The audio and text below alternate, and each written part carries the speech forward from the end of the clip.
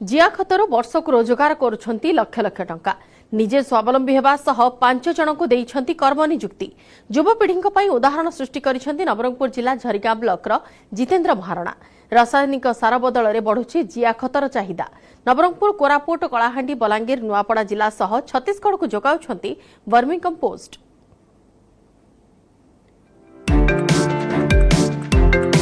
माटी वर्षक रोजगार 20 लाख जिया खत प्रस्तुत कर लाभवान हेले युवक।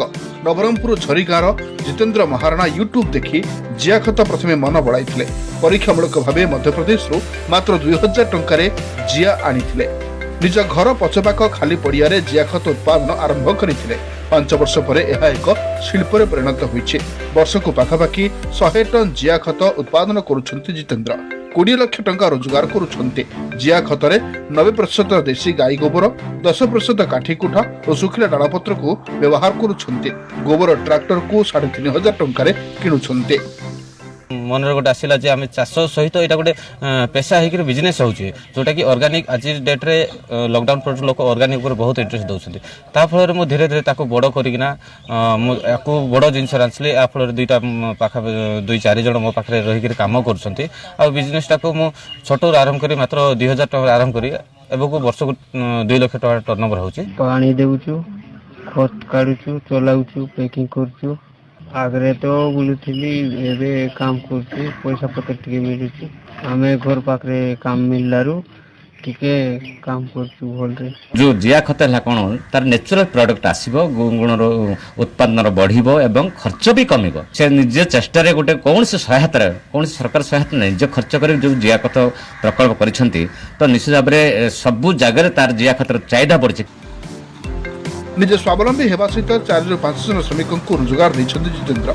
किलिकिया पैकेट रु आरंभ करी 25 किलो बस्ता पैकिंग करी जिया खत को बाजार रे बिक्री करुछंती। चाषी माने यहा को व्यवहार करी बेस लाभवान हेउछंती। तांको फार्म रो ना रखिछंती खुशी एग्रो। छत्तीसगढ़ नवरंगपुर कोरापुट कलाहांडी बलांगीर नुआपड़ा जिला को जोगाउछंती जिया खत। प्रोत्साहन मिलिले यहा को आहुरी व्यापक करिबा को आशा रखिछंती जितेंद्र।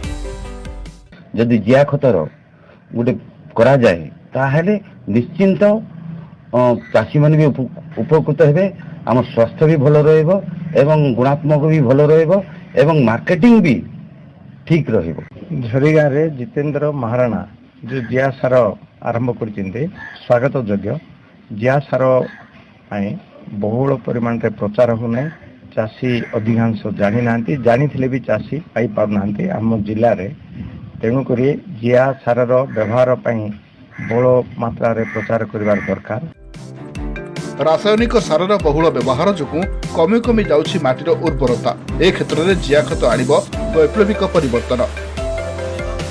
वर्तमान देखा बाकी रहा यही लघु युव उद्योगी को सरकारी सहायता मिलूची ना निजे यही उद्योग को आगक नौकरी। नवरंगपुर महेश्वर बेहेरा, न्यूज 18 ओडिया।